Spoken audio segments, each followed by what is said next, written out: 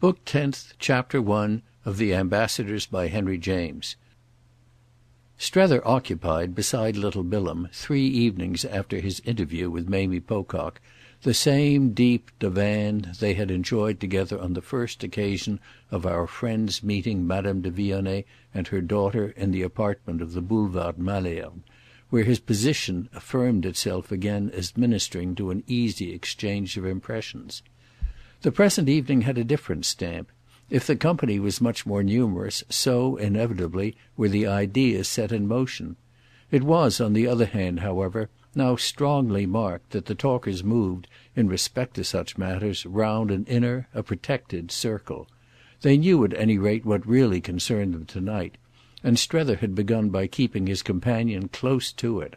Only a few of Chad's guests had dined, that is, 15 or 20, a few compared with the large concourse offered to sight by 11 o'clock, but number and mass, quantity and quality, light, fragrance, sound, the overflow of hospitality meeting the high tide of response, had all from the first pressed upon Strether's consciousness, and he felt himself somehow part and parcel of the most festive scene, as the term was, in which he had ever in his life been engaged.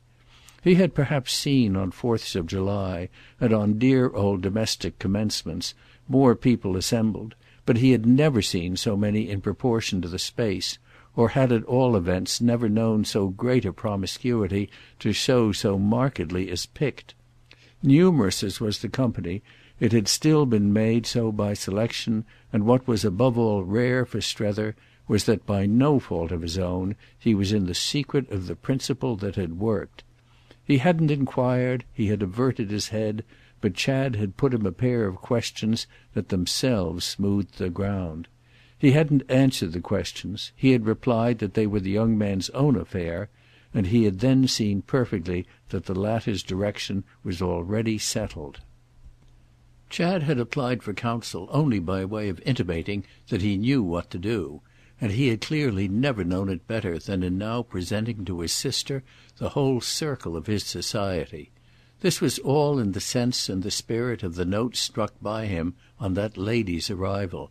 He had taken at the station itself a line that led him without a break and that enabled him to lead the Pococks, though dazed a little, no doubt, breathless, no doubt, and bewildered, to the uttermost end of the passage accepted by them perforce as pleasant.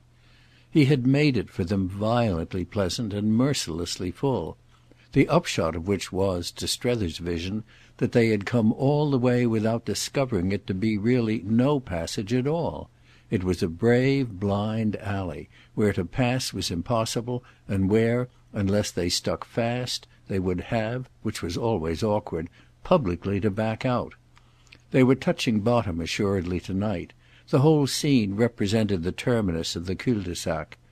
So could things go when there was a hand to keep them consistent, a hand that pulled the wire with a skill at which the elder man more and more marvelled.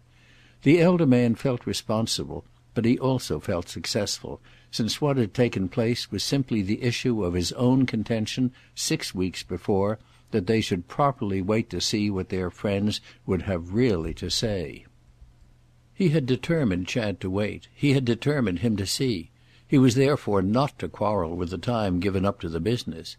As much as ever, accordingly, now that a fortnight had elapsed, the situation created for Sarah, and against which she had raised no protest, was that of her having accommodated herself to her adventure as to a pleasure party, surrendered perhaps even somewhat in excess to bustle and to pace.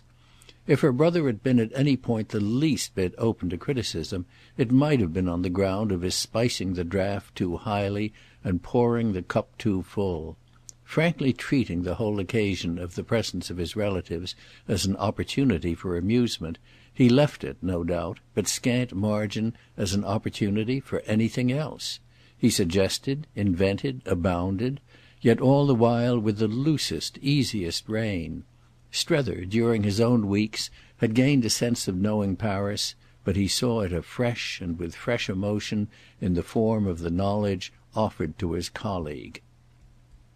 1,000 unuttered thoughts hummed for him in the air of these observations. not the least frequent of which was that Sarah might well of a truth not quite know whither she was drifting. She was in no position not to appear to expect that Chad should treat her handsomely, yet she struck our friend as privately stiffening a little each time she missed the chance of marking the great nuance. The great nuance was, in brief, that of course her brother must treat her handsomely. She should like to see him not. But that treating her handsomely none the less wasn't all in all. Treating her handsomely buttered no parsnips, and that in fine there were moments when she felt the fixed eyes of their admirable absent mother fairly screw into the flat of her back. Strether, watching, after his habit, and overscoring with thought, positively had moments of his own in which he found himself sorry for her, occasions on which she affected him as a person seated in a runaway vehicle and turning over the question of a possible jump. Would she jump? Could she? Would that be a safe place? This question, at such instants, sat for him in her lapse into pallor, her tight lips, her conscious eyes. It came back to the main point at issue. Would she be, after all, to be squared? He believed on the whole she would jump, yet his alternations on this subject were the more especial stuff of his suspense. One thing remained well before him, a conviction that was in fact to gain sharpness from the impressions of this evening, that if she should gather in her skirts, close her eyes and quit the carriage while in motion, he would promptly enough become aware. She would alight from her headlong course more or less directly upon him.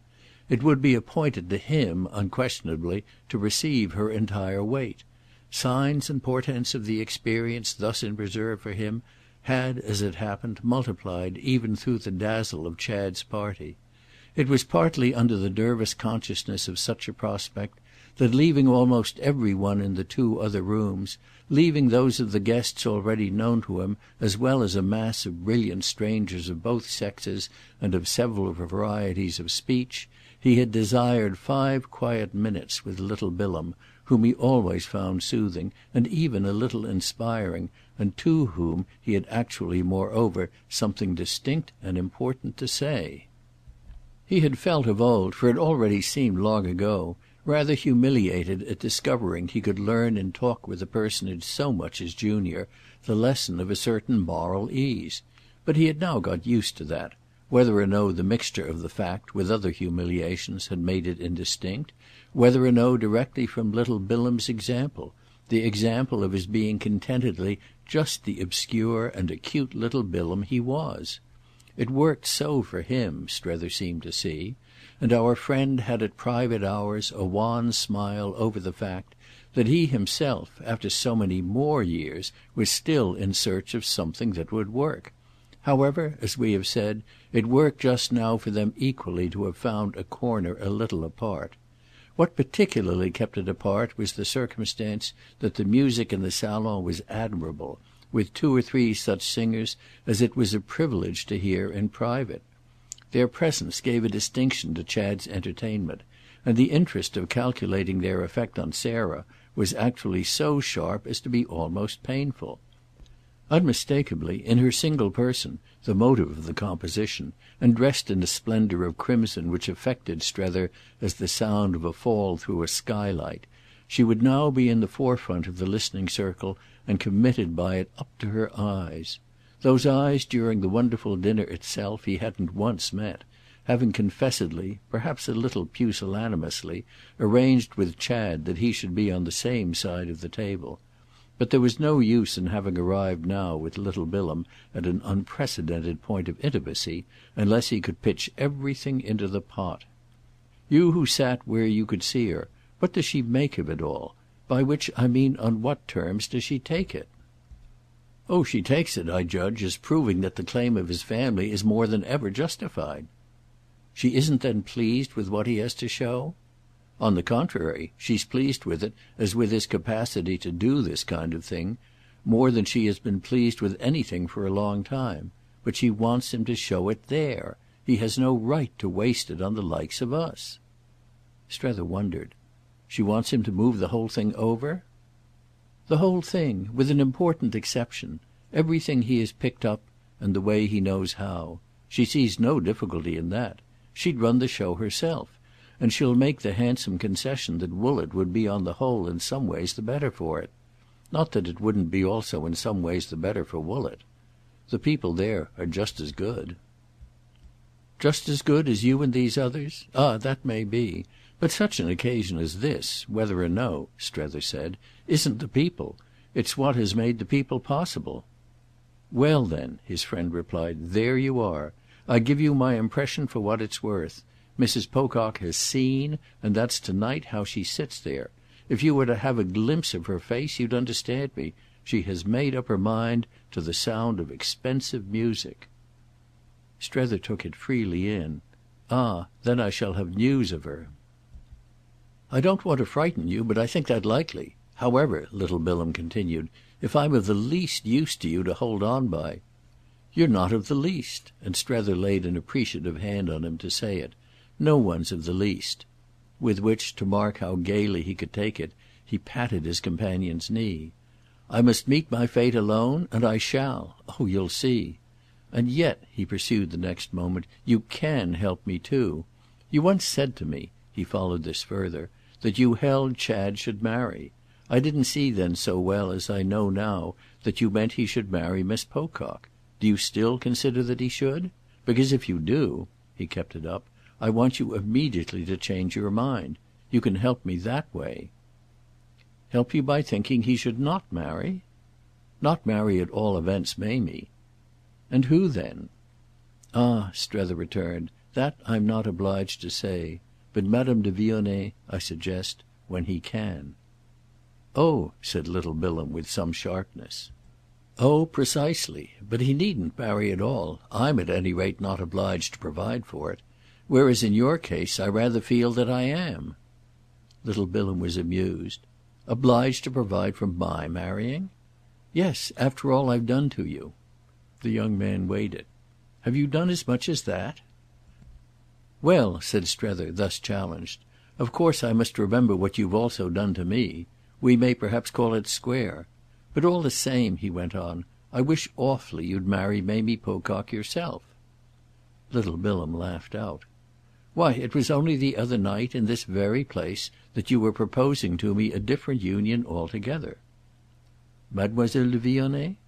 Well, Strether easily confessed it. That, I admit, was a vain image. This is practical politics. "I want to do something good for both of you. I wish you each so well, and you can see in a moment the trouble it will save me to polish you off by the same stroke. She likes you, you know. You console her. And she's splendid." Little Bilham stared as a delicate appetite stares at an overheaped plate. "What do I console her for?" It just made his friend impatient. "Oh come, you know." "And what proves for you that she likes me?" "Why the fact that I found her 3 days ago stopping at home alone all the golden afternoon on the mere chance that you'd come to her, and hanging over her balcony on that of seeing your cab drive up. I don't know what you want more." Little Bilham after a moment found it. "Only just to know what proves to you that I like her." "Oh if what I've just mentioned isn't enough to make you do it, you're a stony-hearted little fiend. Besides," Strether encouraged his fancy's flight, "you showed your inclination in the way you kept her waiting, kept her on purpose to see if she cared enough for you." His companion paid his ingenuity the deference of a pause. "I didn't keep her waiting. I came at the hour. I wouldn't have kept her waiting for the world," the young man honourably declared. "Better still. Then there you are." And Strether, charmed, held him the faster. "Even if you didn't do her justice, moreover," he continued, "I should insist on your immediately coming round to it. I want awfully to have worked it. I want," and our friend spoke now with a yearning that was really earnest, "at least to have done that." "To have married me off without a penny?" "Well, I shan't live long, and I give you my word, now and here, that I'll leave you every penny of my own. I haven't many, unfortunately, but you shall have them all. And Miss Pocock, I think, has a few. I want," Strether went on, "to have been at least to that extent constructive, even expiatory. I've been sacrificing so to strange gods that I feel I want to put on record, somehow, my fidelity, fundamentally unchanged after all, to our own. I feel as if my hands were imbrued with the blood of monstrous alien altars, of another faith altogether. There it is. It's done." And then he further explained. "It took hold of me because the idea of getting her quite out of the way for Chad helps to clear my ground." The young man, at this, bounced about, and it brought them face to face in admitted amusement. "You want me to marry as a convenience to Chad?" "No," Strether debated. "He doesn't care whether you marry or not. It's as a convenience simply to my own plan for him." "Simply?" And little Bilham's concurrence was in itself a lively comment. "Thank you. But I thought," he continued, "you had exactly no plan for him." "Well then call it my plan for myself; which may be well, as you say, to have none. His situation, don't you see, is reduced now to the bare facts one has to recognise. Mamie doesn't want him, and he doesn't want Mamie; so much as that these days have made clear. It's a thread we can wind up and tuck in." But little Bilham still questioned. "You can, since you seem so much to want to. But why should I?" Poor Strether thought it over, but was obliged of course to admit that his demonstration did superficially fail. "Seriously, there is no reason. It's my affair. I must do it alone. I've only my fantastic need of making my dose stiff." Little Bilham wondered. "What do you call your dose?" "Why, what I have to swallow. I want my conditions unmitigated." He had spoken in the tone of talk for talk's sake, and yet with an obscure truth lurking in the loose folds, a circumstance presently not without its effect on his young friend. Little Bilham's eyes rested on him a moment with some intensity; then suddenly, as if everything had cleared up, he gave a happy laugh. It seemed to say that if pretending, or even trying, or still even hoping, to be able to care for Mamie would be of use, he was all there for the job. "I'll do anything in the world for you." "Well," Strether smiled, "anything in the world is all I want. I don't know anything that pleased me in her more," he went on, "than the way that, on my finding her up there all alone, coming on her unawares and feeling greatly for her being so out of it, she knocked down my tall house of cards with her instant and cheerful allusion to the next young man. It was somehow so the note I needed, her staying at home to receive him." "It was Chad, of course," said little Bilham, "who asked the next young man—I like your name for me—to call." "So I supposed; all of which, thank God, is in our innocent and natural manners. But do you know," Strether asked, "if Chad knows—" and then as this interlocutor seemed at a loss, "Why, where she has come out?" Little Bilham, at this, met his face with a conscious look. It was as if, more than anything yet, the allusion had penetrated. "Do you know yourself?" Strether lightly shook his head. "There I stop. Oh, odd as it may appear to you, there are things I don't know. I only got the sense from her of something very sharp and yet very deep down that she was keeping all to herself. That is, I had begun with the belief that she had kept it to herself, but face to face with her I soon made out that there was a person with whom she would have shared it. I thought she possibly might with me, but I saw then that I was only half in her confidence.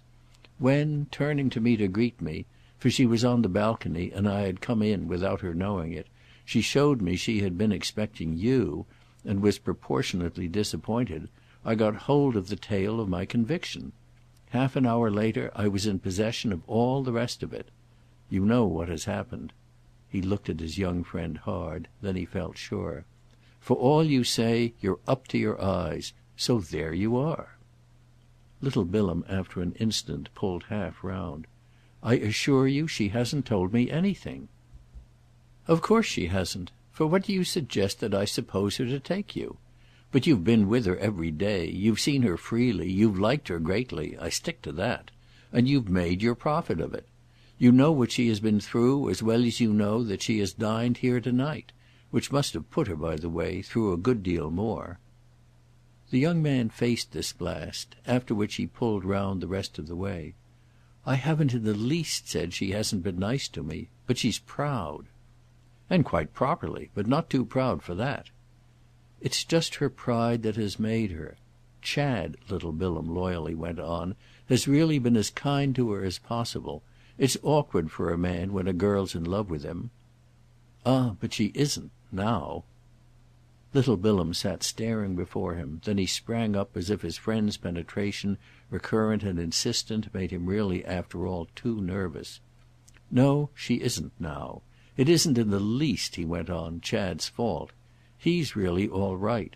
I mean he would have been willing. But she came over with ideas. Those she had got at home. They had been her motive and her support in joining her brother and his wife. She was to save our friend." "Ah like me, poor thing!" Strether also got to his feet. "Exactly. She had a bad moment. It was very soon distinct to her, to pull her up, to let her down, that, alas, he is saved. There's nothing left for her to do." "Not even to love him?" "She would have loved him better as she originally believed him." Strether wondered.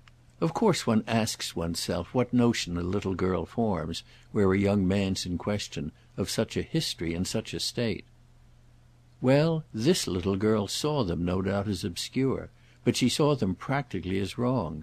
The wrong for her was the obscure. Chad turns out at any rate right and good and disconcerting, while what she was all prepared for, primed and girded and wound up for, was to deal with him as the general opposite. Yet wasn't her whole point, Strether weighed it, that he was to be, that he could be, made better, redeemed? Little Bilham fixed it all a moment, and then with a small headshake that diffused a tenderness: "She's too late for the miracle." Yes, his companion saw enough. Still, if the worst fault of his condition is that it may be all there for her to profit by? Oh she doesn't want to profit in that flat way. She doesn't want to profit by another woman's work. She wants the miracle to have been her own miracle. That's what she's too late for. Strether quite felt how it all fitted, yet there seemed one loose piece. "I'm bound to say, you know, that she strikes one, on these lines, as fastidious. What you call here difficile." Little Bilham tossed up his chin. "Of course she's difficile, on any lines. What else in the world are our Mamies? The real, the right ones?" I see," our friend repeated, charmed by the responsive wisdom he had ended by so richly extracting. "Mamie is one of the real and the right." "The very thing itself." "And what it comes to then," Strether went on, "is that poor awful Chad is simply too good for her."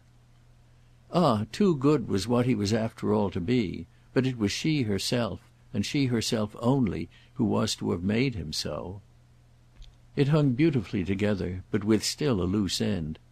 Wouldn't he do for her even if he should after all break? With his actual influence? Oh, little Bilham had for this inquiry the sharpest of all his controls.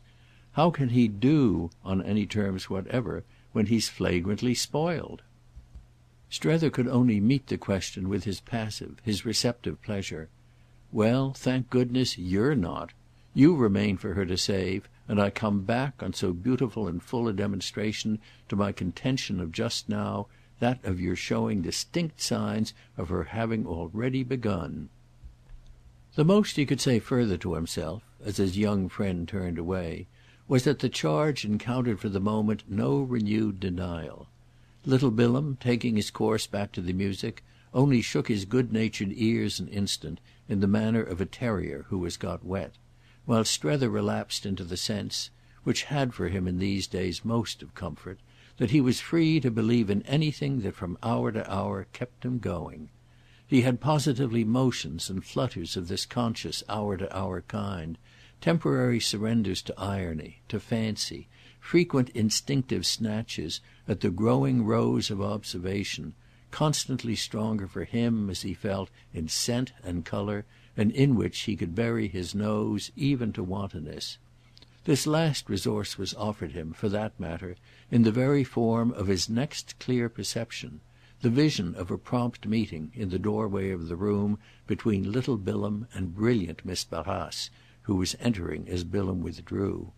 She had apparently put him a question, to which he had replied by turning to indicate his late interlocutor, toward whom, after an interrogation further aided by a resort to that optical machinery which seemed, like her other ornaments, curious and archaic, the genial lady, suggesting more than ever for her fellow guest the old French print, the historic portrait, directed herself with an intention that Strether instantly met. He knew in advance the first note she would sound, and took in as she approached it all her need of sounding it. Nothing yet had been so "wonderful" between them as the present occasion, and it was her special sense of this quality in occasions that she was there, as she was in most places, to feed. That sense had already been so well fed by the situation about them that she had quitted the other room, forsaken the music, dropped out of the play, abandoned, in a word, the stage itself, that she might stand a minute behind the scenes with Strether, and so perhaps figure in one of the famous augurs replying, behind the oracle, to the wink of the other. Seated near him presently where little Bilham had sat, she replied in truth to many things, beginning as soon as he had said to her what he hoped he said without fatuity: "All you ladies are extraordinarily kind to me." She played her long handle, which shifted her observation. She saw in an instant all the absences that left them free. "How can we be anything else? But isn't that exactly your plight? We ladies! Oh we're nice, and you must be having enough of us. As one of us, you know, I don't pretend I'm crazy about us. But Miss Gostrey, at least to-night, has left you alone, hasn't she?" With which she again looked about as if Maria might still lurk. "Oh yes," said Strether, "she's only sitting up for me at home." And then as this elicited from his companion her gay "Oh, oh, oh!" he explained that he meant sitting up in suspense and prayer. "We thought it on the whole better she shouldn't be present, and either way, of course, it's a terrible worry for her." He abounded in the sense of his appeal to the ladies, and they might take their choice of his doing so from humility or from pride. "Yet she inclines to believe I shall come out." "Oh I incline to believe too you'll come out." Miss Barrace, with her laugh, was not to be behind. "Only the question's about where, isn't it? However," she happily continued, "if it's anywhere at all it must be very far on, mustn't it? To do us justice, I think, you know," she laughed, "we do, among us all, want you rather far on. Yes, yes," she repeated in her quick droll way, "we want you very, very far on." After which she wished to know why he had thought it better Maria shouldn't be present. "Oh," he replied, "it was really her own idea. I should have wished it. But she dreads responsibility." "And isn't that a new thing for her?" "To dread it? No doubt, no doubt. But her nerve has given way." Miss Barrace looked at him a moment. "She has too much at stake." Then less gravely: "Mine, luckily for me, holds out." "Luckily for me too," Strether came back to that. "My own isn't so firm. My appetite for responsibility isn't so sharp as that I haven't felt the very principle of this occasion to be the more the merrier. If we are so merry it's because Chad has understood so well."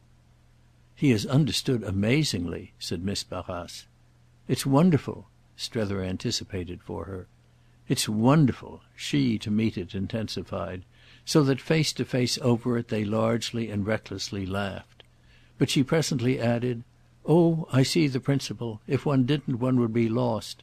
But when one once has got hold of it—" "It's as simple as twice two. From the moment he had to do something." "A crowd"—she took him straight up—"was the only thing? Rather a rumpus of sound," she laughed, "or nothing. Mrs. Pocock's built in, or built out, whichever you call it. She's packed so tight she can't move. She's in splendid isolation." Miss Barrace embroidered the theme. Strether followed, but scrupulous of justice. "Yet with every one in the place successively introduced to her." "Wonderfully, but just so that it does build her out. She's bricked up, she's buried alive." Strether seemed for a moment to look at it, but it brought him to a sigh. "Oh but she's not dead. It will take more than this to kill her."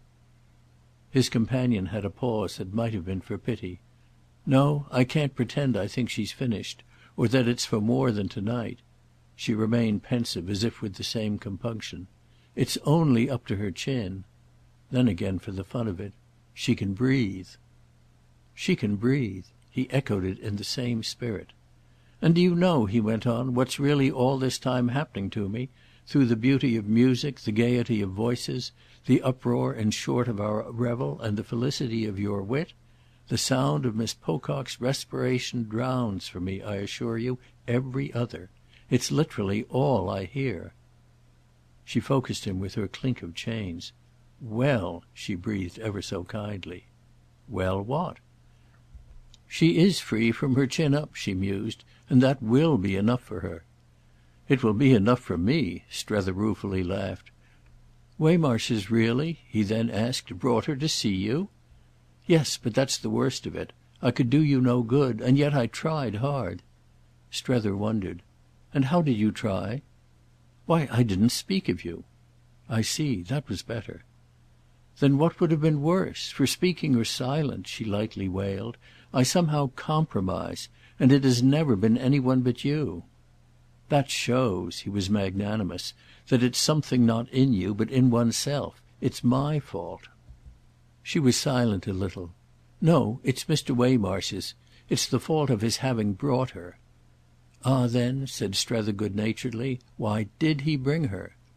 "He couldn't afford not to." "Oh you were a trophy—one of the spoils of conquest. But why in that case, since you do compromise—" "Don't I compromise him as well? I do compromise him as well," Miss Barrace smiled. "I compromise him as hard as I can. But for Mr. Waymarsh it isn't fatal. It's—so far as his wonderful relation with Mrs. Pocock is concerned—favourable." And then as he still seemed slightly at sea: "The man who had succeeded with me, don't you see? For her to get him from me was such an added incentive." Strether saw, but as if his path was still strewn with surprises. "It's from you then that she has got him?" She was amused at his momentary muddle. "You can fancy my fight. She believes in her triumph. I think it has been part of her joy." "Oh her joy!" Strether sceptically murmured. "Well, she thinks she has had her own way. And what's to-night for her but a kind of apotheosis? Her frock's really good." "Good enough to go to heaven in? For after a real apotheosis," Strether went on, "there's nothing but heaven. For Sarah there's only to-morrow." "And you mean that she won't find to-morrow heavenly?" "Well, I mean that somehow I feel to-night, on her behalf, too good to be true. She has had her cake. That is, she's in the act now of having it, of swallowing the largest and sweetest piece. There won't be another left for her. Certainly I haven't one. It can only at the best be Chad." He continued to make it out as for their common entertainment. "He may have one, as it were, up his sleeve, yet it's borne in upon me that if he had—" "He wouldn't," she quite understood, "have taken all this trouble? I dare say not, and if I may be quite free and dreadful, I very much hope he won't take any more. Of course I won't pretend now," she added, "not to know what it's a question of." "Oh every one must know now," poor Strether thoughtfully admitted. "And it's strange enough and funny enough that one should feel everybody here at this very moment to be knowing and watching and waiting." "Yes, isn't it indeed funny?" Miss Barrace quite rose to it. "That's the way we are in Paris." She was always pleased with a new contribution to that queerness. "It's wonderful. But you know," she declared, "it all depends on you. I don't want to turn the knife in your vitals, but that's naturally what you just now meant by our all being on top of you. We know you as the hero of the drama, and we're gathered to see what you'll do." Strether looked at her a moment with a light perhaps slightly obscured. "I think that must be why the hero has taken refuge in this corner. He's scared at his heroism. He shrinks from his part." "Ah but we nevertheless believe he'll play it. That's why," Miss Barrace kindly went on, "we take such an interest in you. We feel you'll come up to the scratch." And then as he seemed perhaps not quite to take fire: "Don't let him do it." "Don't let Chad go?" "Yes, keep hold of him. With all this," and she indicated the general tribute, "he has done enough. We love him here. He's charming." "It's beautiful," said Strether, "the way you all can simplify when you will." But she gave it to him back. "It's nothing to the way you will when you must." He winced at it as at the very voice of prophecy, and it kept him a moment quiet. He detained her, however, on her appearing about to leave him alone in the rather cold clearance their talk had made. "There positively isn't a sign of a hero to night. The hero's dodging and shirking, the hero's ashamed. Therefore, you know, I think, what you must all really be occupied with is the heroine." Miss Barrace took a minute. "The heroine?" "The heroine. I've treated her," said Strether, "not a bit like a hero. Oh," he sighed, "I don't do it well." She eased him off. "You do it as you can." And then after another hesitation, "I think she's satisfied." But he remained compunctious. "I haven't been near her. I haven't looked at her." "Ah then you've lost a good deal." He showed he knew it. "She's more wonderful than ever?" "Than ever. With Mr. Pocock." Strether wondered. "Madame de Vionnet with Jim?" "Madame de Vionnet with Jim." Miss Barrace was historic. "And what's she doing with him?" "Ah you must ask him." Strether's face lighted again at the prospect. "It will be amusing to do so." Yet he continued to wonder. "But she must have some idea." "Of course she has. She has 20 ideas. She has in the first place," said Miss Barrace, swinging a little her tortoise shell, "that of doing her part. Her part is to help you." It came out as nothing had come yet. Links were missing and connections unnamed, but it was suddenly as if they were at the heart of their subject. "Yes, how much more she does it," Strether gravely reflected, "than I help her!" It all came over him as with the near presence of the beauty, the grace, the intense dissimulated spirit with which he had, as he said, been putting off contact. "She has courage." "Ah she has courage," Miss Barrace quite agreed; and it was as if for a moment they saw the quantity in each other's face. But indeed the whole thing was present. "How much she must care!" "Ah there it is. She does care. But it isn't, is it," Miss Barrace considerately added, "as if you had ever any doubt of that?" Strether seemed suddenly to like to feel that he really never had.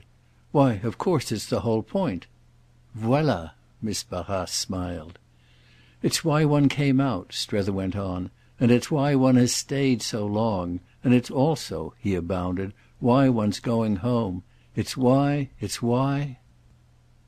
why everything," she concurred. "It's why she might be to night, for all she looks and shows, and for all your friend Jim does, about 20 years old.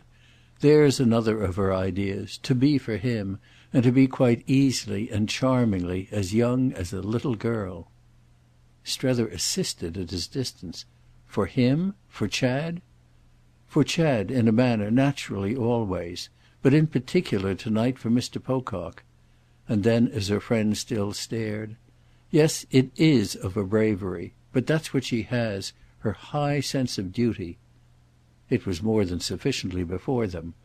"When Mr. Newsome has his hands so embarrassed with his sister—" "It's quite the least," Strether filled it out, "that she should take his sister's husband? Certainly, quite the least. So she has taken him." "She has taken him." It was all Miss Barrace had meant. Still it remained enough. "It must be funny." "Oh it is funny." That of course essentially went with it. But it brought them back. How indeed then she must care; in answer to which Strether's entertainer dropped a comprehensive "Ah!" expressive perhaps of some impatience for the time he took to get used to it. She herself had got used to it long before. End of Book 10th, Chapter 1.